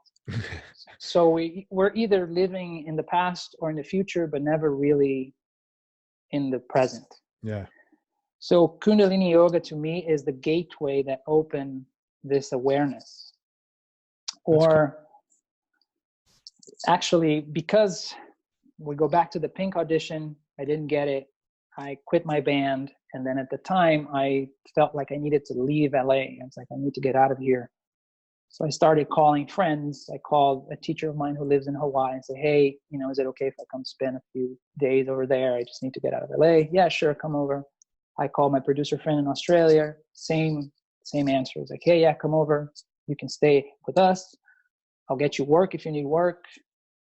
I was like, no, I just want to not do anything. And so an artist I had been working with called Maria de Barros was going to Cape Verde for a month. And where is that? Is that South America? That's in the middle of the Atlantic Ocean. That's like okay. Between Africa and Brazil. Okay. Portuguese colony for a number of years or a number of centuries. So she was like going there. I had a ticket to Europe because I had an audition with Enrique in Spain. And she says, well, I can't afford you. I can't pay you for the ticket. I was like, don't worry. I got my ticket to Europe. I'll buy my ticket to Cape Verde. I don't know. It's like $300 or something. I'll go do my audition and then I'll meet you there. And if you can't pay me, that's okay. Just pay me for the hotel. Pay me for the hotel and I'm good. I just need to get out of here. And so I went for a month. And that is a pivotal moment that, you know, it opened up my whole, I went with the intention of finishing an album that I thought I had. And then I got there and I, you know, had a few experiences that really changed my way of thinking. And then I really got to writing and connect with that side. And I felt an awakening of sorts, and I felt connected and observing how people lived life over there. And then when I got back to LA, I came a changed person. I guess I went there as a guitar player and I came back more of an artist, you know, a way of looking at things. And, you know, fast forward maybe a year and a half. And again, I had been studying a bunch of things. I have been doing a bunch of things. And I met KD and we talked. And this is one of those synchronicity moments where she practices Buddhism and we started talking. And it ends up that the center of her lineage in Buddhism, the guy who was the lineage holder, moved to the south of Brazil, about, 15 miles from where I grew up. Oh, wow. And he built a temple and a community in the top of a mountain over there. And she's like, really? Well, it gets even more synchronistic because the guy who started opening that area was my physics teacher of my last year of high school. Your physics teacher? He only taught my class. He went up to, he is the first ordained lama in Brazil. That's wild. And so obviously I have a connection with that side of things. And so we were talking about that. And she's like, well, next time you're there, can you please buy me some incense? And I was like, absolutely. So during that year, I had been studying French and Italian, and I had been doing vocal lessons. Basically, I had a deal. I had a list of 5 things, and I had to hit 3 of them every day. 5 things that you were wanting, goals or things you're interested in pursuing or doing or just feel good. Yeah. I was learning Italian, French. I was vocal exercises, playing guitar, and going to the gym. So out of those 5, I had to do 3. Every day. Every day. And it didn't matter if it was an hour or 5 minutes. Yeah. What did matter was that I did 3. Let me interrupt you for 1 second. I have a question for you. Man, I have so much respect. You basically said, I need to do things for whatever reason. You wanted to get out of LA, but you said, it sounds like you said, hey, I need to do some things that make me happy. Yeah, I need to change things. I guess I was, and here's the thing. There's a book I did therapy with a wonderful therapist called Lynn Burnfield. And she has a book that says that when the fear of change is lesser than the fear of things staying the same, that's when you change. Oh, that's when you do everything. That's when you go to the dentist. That's when you leave your job. When the fear of not doing it is greater than the fear of doing it. That's how every decision is made for the most part. Yeah, man. I'm a big believer in that. That's how shit works in general. So she believes that the name of the book is When You Can, You Will. Yeah. So that was the thing. So the whole band thing happened because at that time it was like, all right, now the fear of change is lesser than the fear of staying the same. Right. So I quit. I need to get out of here. I don't know. I'm trying to figure it out. So I need to get out of here. So I did that, and that brought a number of other things. And so I had these 3 things that I did every day. And then at the end of the year, I had finished a book in Italian. I finished a book in French. I was singing better because I had never pursued that. Good physical shape. My guitar playing was good. So I'm looking for the next things. Like, what can I do next year? What should I do next year? Well, I can do more. I want to incorporate another thing. So I go into this temple. I sit down. I close my eyes. It's the temple in Cape Verde or in Brazil? No, in Brazil. Okay. It's, I'm coming back to KD's tour. So I went home to see my family, spend the end of the year. So I go into the temple, I sit down, I close my eyes, and it's like, this is what I need to do this year. I need to start meditating. Okay. Come back to LA. A friend of mine says, hey, I have a pass for this yoga class. You can't say no. But, and because I've already said that. You've already set the intention. Yeah. I'm like, yeah, I'm going Thursday night. No problem. Yeah, man. I show up to the class, and my teacher, this guy I don't know at the time, his name is Guru Singh, and I show up and I have an experience that I couldn't deny. I had a physical experience where I had this ball of energy in between my hands and I couldn't close my hands. I don't know if I was imagining it or not. To me, it was real. Yeah. And that's what I took out of it. It's like, okay, there's something here. Okay. Kept going to the class, and he used to teach, he still teaches. Format of the class is he will lecture for an hour and then he'll do a yoga class for an hour.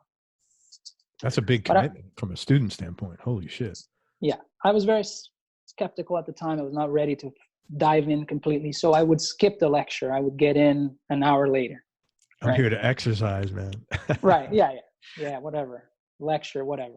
Until one day I watched the lecture and I listened to the lecture, and then I was like, oh shit. I'm in, because he was saying things that I had read in Carl Jung's books, and What the Bleep Do We Know, and quantum physics and synchronicity. And I was like, okay. I started going to his classes, and then I started meditating, and I started going to the path of the, Kundalini Yoga and practicing. And then I did that for about 6 months. And then one day I'm coming back from Europe from a gig with Airto. And I'm like, oh, I don't need to do my practice today because I'm going to be in an airplane. I'm not going to interact with, And then my whole day seemed like it was crossed. Oh, really? And then I was like, shit. Because I knew what that meant. I was like, okay, I'm going to have to do this every day for the rest of my life. And I was like, okay. All right. Well, then that's what it is. I'm going to do it. And have you? Yes. You have. Really interesting. I mean, some days more than others. Sure. Again, it's not, oh, you have to do this an hour a day. At the beginning, it was, an hour and a half, 2 hours. And then it's like anything. As you move along, at the beginning, you practice 9 hours a day. And then perhaps later, with 30 minutes of good quality time, we'll get you through it. Yeah. I really give you credit for stopping and figuring out what you needed to do for yourself, because that's something that I've really struggled with for sure. And I think it's something that a lot of people struggle with making time, prioritizing, feeling like you're entitled to be happy without making a sacrifice for it. Yeah, I mean, to me, it started when I had a panic attack and I went to the hospital because I was working on things that I didn't want to work, and I didn't relate to it, and I was just working nonstop, and it got to one point where one night I felt like if I fell asleep, I was not going to get up. Wow. And so I drove to the hospital. I was like, all right, I need to check in. They do a series of exams and say, everything's fine. Physically, you're fine. You might be having an anxiety attack. Take these pills. And I got the prescription. Said, no, I'm not going to do that. But then I began to look inside and like, okay, from now on, I'm going to start. Well, I went home for 10 days because I had nowhere else to go because that's where I needed to go. Yeah. So I went there and I kind of stayed very low profile, and starting to figure out and then when I came back, this was 2004 when I was 28, and there's a thing with that 28 number, it's, they call it Saturn return. It's where you first begin to reassess what you're doing with your life. And, your purpose, and is it serving your purpose? That's the first crisis that hits, So, and after that, I started to be more selective. It's like, no, I don't want to do that. I don't want to do this gig because I don't relate to it. Sure, it pays, but good for you, man. So what? Well, you always. I've done it. I've done it since. I've said no to tours. It's sometimes counterintuitive, but it's more intuitive than anything else because you're going against what I don't want to say society or culture, but it's, for lack of a better word, that's what it is. Well, you spend all this time. You spend all this time building a machine, a money-making machine, for lack of a better, throwing out etiquette. You building this career, and then all of a sudden you say, wait a minute, maybe the career isn't the most important. But it's the same thing would happen with you, because I experienced something like that. When you had a fucking breakdown, then you said, what, maybe when the pain of continuing to go, exactly. That's how every decision is made. I had the same thing, man. It was just like, I was broken, and I was like, man, I got to make some adjustments here, and I did. And it was like, I should have done it many, many, many years ago. I wasn't programmed like that, but I'm glad now. Yeah. So, going back to your question, that to me, Kundalini Yoga is that thing. Is like, my teacher has an analogy, which is our vessel, or we're like an instrument. Yeah. And much like a guitar, if I don't tune my guitar before I play, it doesn't matter how well I play it. It's going to sound out of tune. True. You got to be tuned up yourself. It's going to sound out of tune. So my daily practice, and that does include sitting down, meditating, breathing. It includes eating consciously or eating healthy, or lately it has included cardio boxing and going to the gym and sweating for an hour. Whatever it is, it's just a form of, it's time that you give yourself. You have to. Because then the rest of your day is going to be more productive. You're going to be happier. You're going to be not content. It's like, okay, because you had that time for yourself. You've given yourself that, okay, I've done my practice. Okay, now I need to tackle this challenge or that thing, or I need to do this. Some days are easier than others, but that's everything in life, Exactly.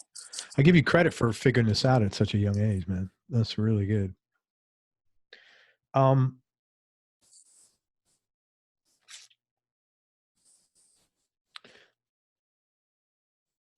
Where do you want to go to? I got a sense that you were always pretty open, though, as a kid, even like the way you talked about, you were always open to new ideas. Yeah. I guess. I mean, yeah, I was listening to all kinds of things. Yeah, I guess my upbringing, it had to be. It was that. It was not. I mean, it was not traditional. No, but you see, in spite of that, you seem like a guy who's pretty much at peace with himself in general. I am. It's funny because I was looking at, I was looking at some of these questions, and I, one that got me was, wins, or, I don't know where it is, but it's, anything you wish you'd done differently, regret not doing. And, I thought about it, and, no. Yeah. No, because I'm happy with who I am today, and that means that I had to go through every single experience that I had to go through. Yeah, that's how it works. And wishing something was different would mean that I would. Everything could be different. Exactly. Yeah. And I never tend to look back as much as I look forward. Yeah. It's like, oh, I've done this and this. Is like, yeah, I never, it's not something I spend much time on it. No, it's not a good place to be. There's nothing, you gain nothing by doing that anyway, man. Yeah. It's like, yeah, I've done it. Great. Next. I still live in the same place. I still drive the same. Yeah. It's funny. I've talked to Shakira, Enrique Iglesias, and somebody else that they've had a host of guitar players, man. I've talked to so many people that have played with both of those artists. Oh, yeah. There's one more person there.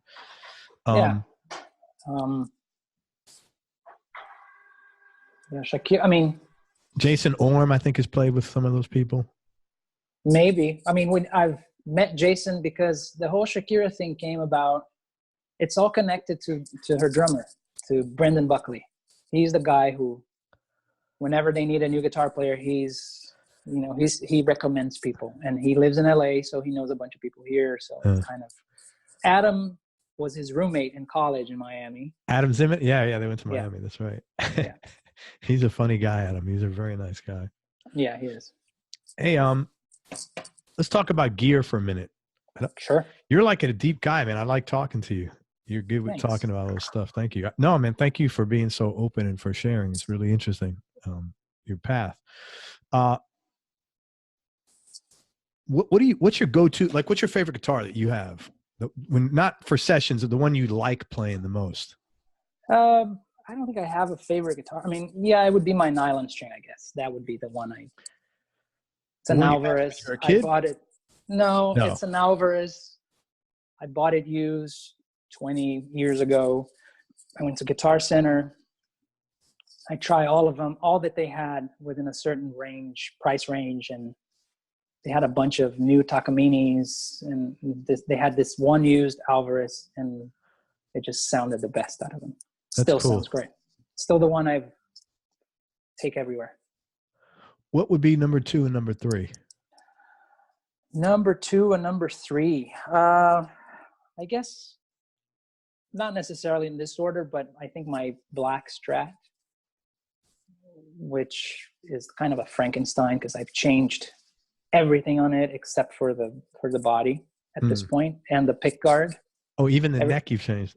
Yeah, I bought a custom Fender custom shop neck at some point, and it was like a rosewood neck, and now it's like a maple neck.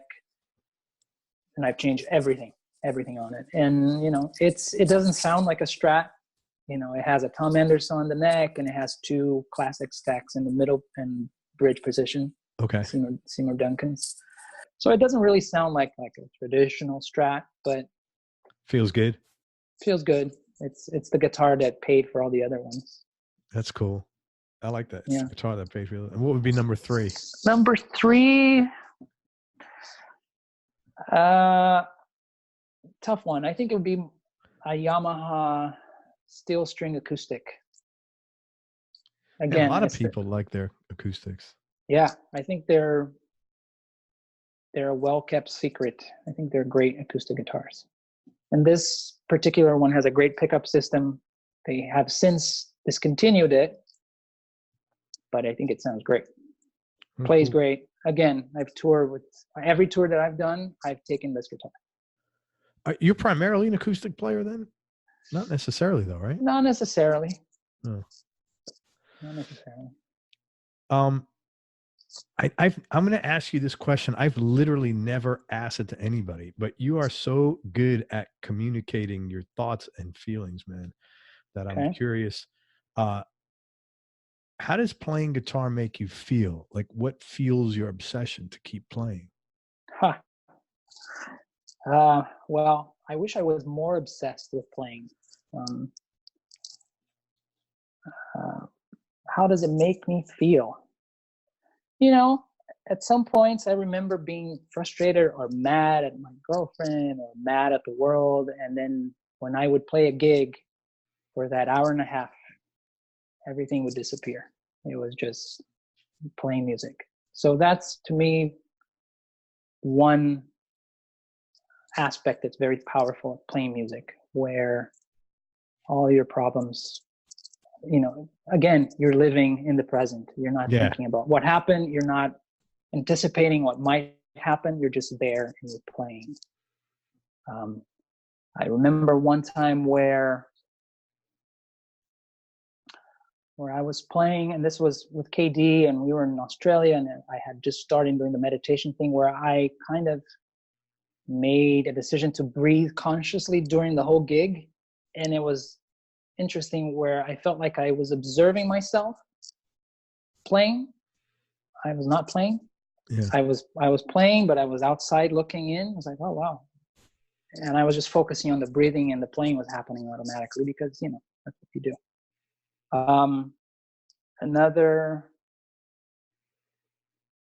Lately it's more like playing with this artist that does mantra music. What I've started being aware of is that you're really there to, it's not that I try not to feel, but I try to be neutral and not attach any feelings, either positive or negative, into the playing, or just because it's there to do something for the people that are watching. And, you know, it'll do something to me too. But so if I'm in a neutral place, they get to experience it from that angle, and not like without your bias. Correct. I gotcha. Yeah, that's interesting, man. Correct. You know, and and it's just not the playing. It goes, you know, it's whether you slept well, or you're rested, or you're angry, or, you know, the whole thing. If you're playing with that kind of emotion behind it, sometimes it's good to play with that emotion behind, because you need to put that energy into it. You know, it just depends on the gig. I mean, you know, I can't go play a rock gig and you know, with, you know, zen out meditatively. Yeah. You know, it has to have some sort of angst. You got to have some intention. Yeah. So, yeah, but you know, I keep, you know, I've gone through phases, and I was like, oh, I don't know if I should want to be doing this, and then my wife says, you know, of course you want to be doing this. You know, it's just, you play guitar. That's what you do. You're going to do all this other stuff, but, you know, ultimately it comes back to guitar. Yeah, it does, because I've done it for so long. It's kind of, I couldn't imagine not doing it. You know, it's not like I sit around and play all day long. It's not that. But. No, but that's as a musician, that is part of your identity. Yeah, absolutely. You know? Yeah. Give me your top 3 knee-jerk reaction desert island discs, just for now. Desert Island, oh man. That always is the toughest question for everybody, man. It is. There's so many albums. It's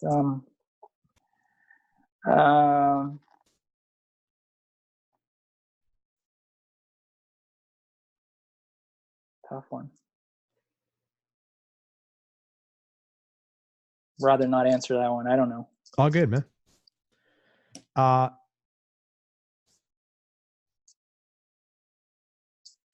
Do you have any non-musical superpowers? What do you consider a superpower? Doesn't matter what I consider a superpower. So what do you consider? Well, give me some Okay. Just some framework. a skill set or a talent or a Okay. sense of a sensibility that is, Okay. Gotcha. Somebody else would probably want it, or. I guess I would say I'm an empath. So I can have sensibility with other people and perhaps how they're feeling. I would say obviously I'm good with languages. Oh, hell yeah. And by language, that applies to anything, cooking, boxing. I see it as a language, what else? I would say I've heard this, that my presence has a calming effect. And I guess that's a result of the years of meditation. And well, if you're an empath, man, you know what's going to be good energy and bad energy. So, yeah. you may be like really high. You could be high strung, but for that particular person, that's calming. Right. It's always right. different for different people. Yeah. It's funny. I hear that term empath a lot, and I'm always, not for you. Like I feel like I can read people's energies. I don't think I would call myself an empath. Right. But I could definitely, and I think it helps me, like in these interviews, like I know sometimes don't ask this question because I don't want to. This is a fun thing. I'd have no interest in, like, I'm not a therapist, nor do I play one on TV. So I don't want to like push someone's buttons by asking them a question that I know they're going to be like, set them off, Right. This is a fun one. Brazilian food that you miss the most. My aunt's food. Oh, your aunt's cooking. Yeah. Is she still around? Yeah. Oh, yeah. When I go back, my mom and my aunt live together. So that's great. Yeah. When I go back, I don't, I eat out only when absolutely necessary. And oh my God. They don't understand. It's like, why? It's like, your food is, I want to have your food. Oh God. Yeah. Oh. And how about, is there an American food that you've come to enjoy? Although there's no American food, it's all food from other cultures, I guess. Right. American food. Well, I've become a vegan, so. Oh, interesting. Yeah. I guess, an Impossible Burger is still considered American food. Yeah, that's a big one for everybody who's a vegan. That's what they say, an Impossible Burger. Wow, there are a lot of Brazilian vegans. I wouldn't imagine. Well, I come from a state which is like the Texas of Brazil. Yeah, that's what I'm thinking. The South, we're cowboys, primarily meat industry, barbecue. Yeah. So, yeah. Yeah. And man, Brazilian barbecue, Brazilian meat is delicious. Good yeah, God, it is. It's delicious, man. It is. Tell me the favorite place you've traveled, Grecco. Oh, there's so many. I would say Cape Verde has a special place. I would say I love Japan. I love Paris.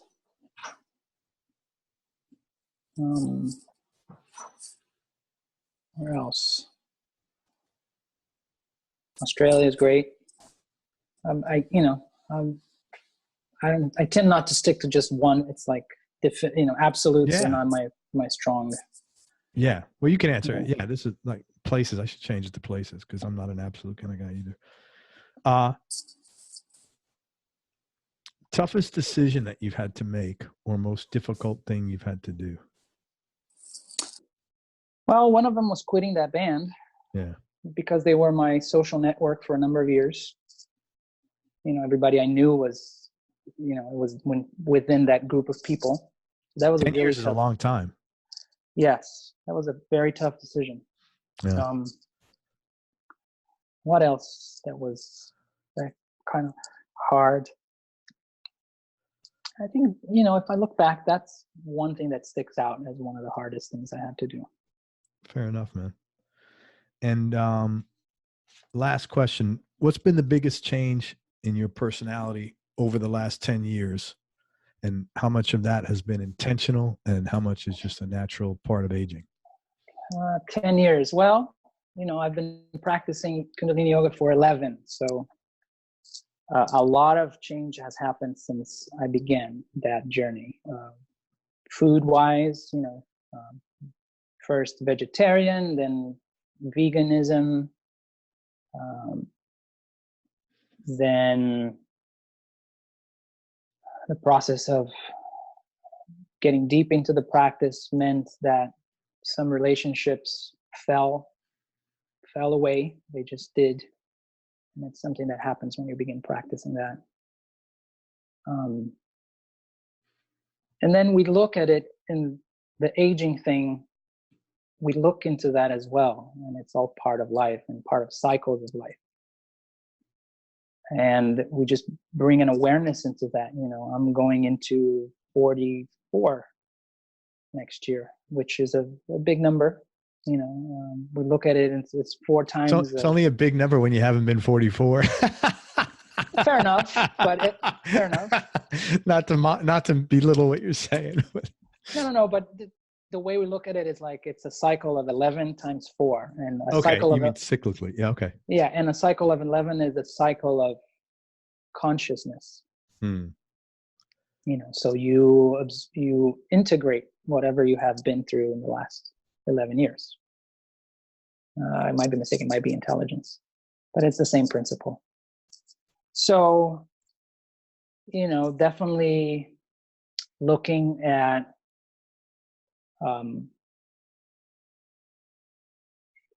you know, it's the latter part of life, if you will. You know, where, okay, what am I going to do in the next 10, or how do I want to set myself up for the 50s, right, or the 60s, or what do I want to have in place? You know, what do I want to do in the next, you know, and that's what I've been thinking about, you know, and there's still time for kids, and we're still talking about that. And if it's going to happen, it's going to happen within the next 2 years or 3. So that's going to be a big change. Business-wise, you seem to have hit a good spot with the podcast and the YouTube series. Thank you. And I think, you know, that's something I'd like to explore, because it's where it's at the moment, you know. Also, because I think it's a time to now start sharing. You know, I like to talk about experiences and perhaps inspire people.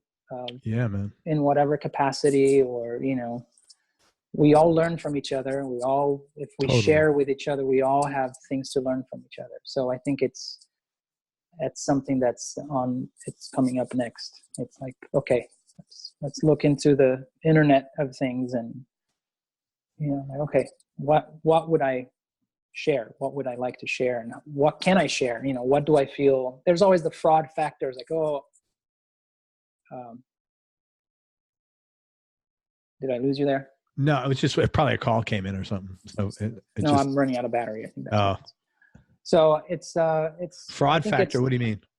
Oh, well, like, are you qualified to be? Exactly. Yeah. Let me tell you, I run a marketing company 21 years, so I can help you with this. Okay. The angel fairy is not going to come flying through your door. Right. Giving you your to pay your dues. Yeah. No, not you got to pay your dues. If you want to talk about something, talk. That's it. Right. People that are interested will listen. Right. You know, if fraud is only fraud if you're like talking about stuff that you don't know about, or you don't have any experience in, and you're trying to make money off it. But I don't really see that being an issue with yeah, but you know, I talk about this with my peers, and we all go through the same thing. Oh, you know, because it's the business we're in, and you know, if I'm not available, they'll call somebody else for the gig or whatever. But that's not really what, you know, if I'm sharing something, I'll quote the pastor of the church I used to play with all those years ago. And he said, nobody can beat you at being you.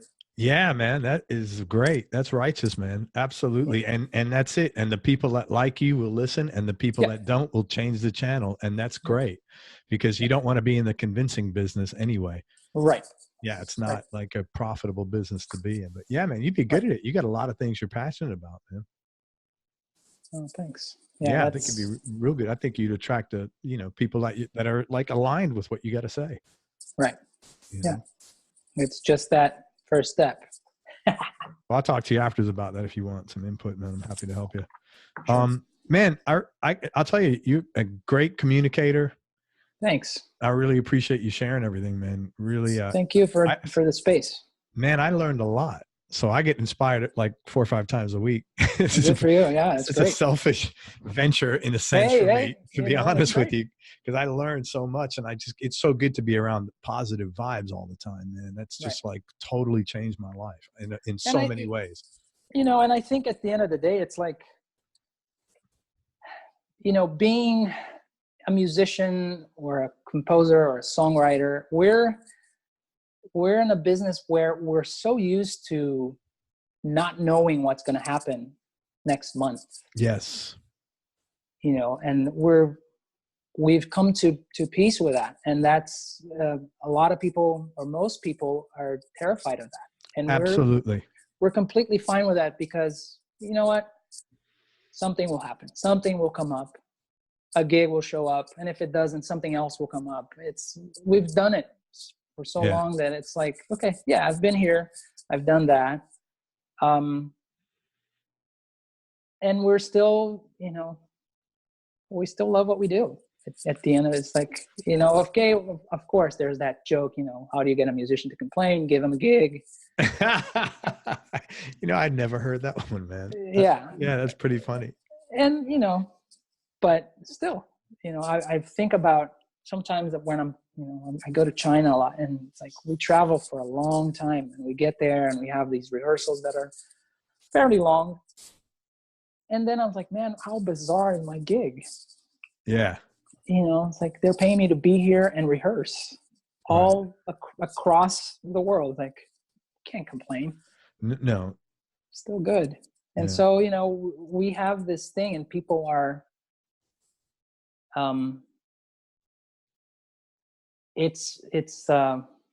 people don't know how to, they get intrigued by it.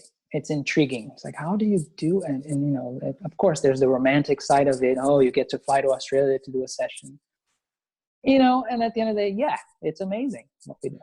But that's not why you guys do it. And that's the biggest takeaway from me is the value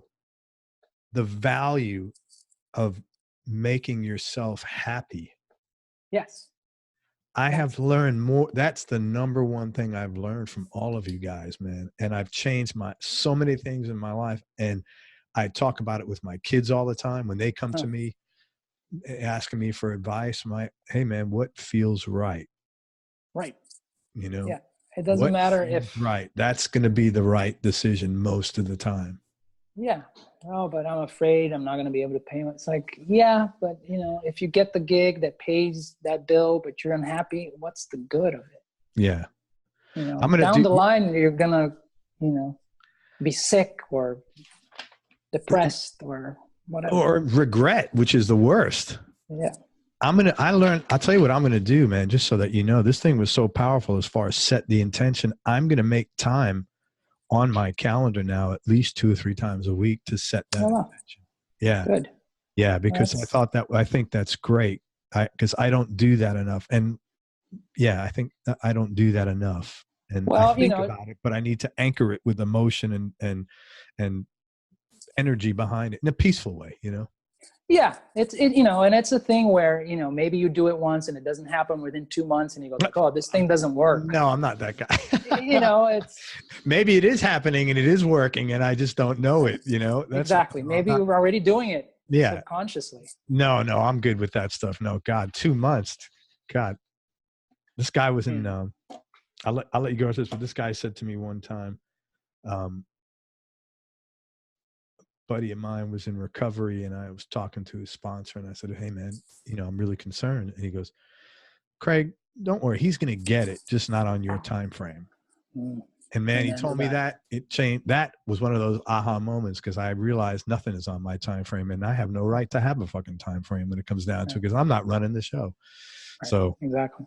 You know, I watch a lot of making of, I love movies, right? Yeah. So I watch a lot of making of videos, behind the scenes, and the amount of, you know, my favorite movies that almost didn't get made. Oh, it's really, there's a lot of them. Yeah. And, you know, but the director had this intention and had this vision and he was going to get it done. It was just didn't know how it was going to happen, but it was going to happen over and over and over again. Yeah, and man. Okay. Set the intention and do your part. That's the best thing I've heard in a long time, man. Thank you. You're welcome. Grecco, let me tell people where they could find you. And so it's Grecco Buratto, Grecco, and then Buratto, 2 T's, Buratto. That's right. You should license that name out to guys on a man name. There you go. That's an income stream for you. You can find Grecco on Facebook and YouTube. Just look with Grecco Buratto. He's also Facebook, YouTube, and Instagram. Thank you. Also, man, he's we didn't talk a lot about this, but he's got a singer-songwriter career going, and you can find that at GreccoBuratto.com. If you are interested in connecting with him on a yoga basis, he teaches at Kundalini Yoga by the Sea in Santa Monica. We were joking before. I said, man, it'd be nice if someone showed up there, but it'd be a little creepy too. Yeah, I heard you on everyone else. So, you know, just be nice and like normal. Don't be creepy if you come check him out. But obviously he's really putting a lot into that. So if you're interested in learning about that, he'd probably be a good guy to see if you're in that area. What else? That's it, man. He's available for tracks and producing tracks, playing in tracks. Producing. There you go. And the best way to contact him is on social media. Again, it's Facebook, YouTube, or Instagram. It's Grecco Buratto. Anything I missed, man? No. Listen, you really been cool to talk to, man. Thank you for the inspiration. Thanks for all the having insight. me. Yeah, man, it's my pleasure. Really glad. I never know what the conversation is going to bring. That's always the exciting part of this. That's great. Yeah. Yeah, it's really cool. Let me wrap up and we'll talk. Thank you again, man. Everybody, thank you so much for listening. If you enjoyed this, please share it on your social media channels. We appreciate your support. Support Grecco and his music, and go to check out his website at GreccoBuratto.com. Again, 2 C's, 2 T's, and find him on Facebook, YouTube, and Instagram, and Kundalini Yoga by the Sea if you're interested in connecting with him on some yoga stuff. Most important, remember that happiness is a choice, so choose wisely. Be nice. Go play your guitar. Right on, man. And have fun. Till next time, peace and love, everybody. I'm out. Grecco, thank you for everything, brother. Thank you.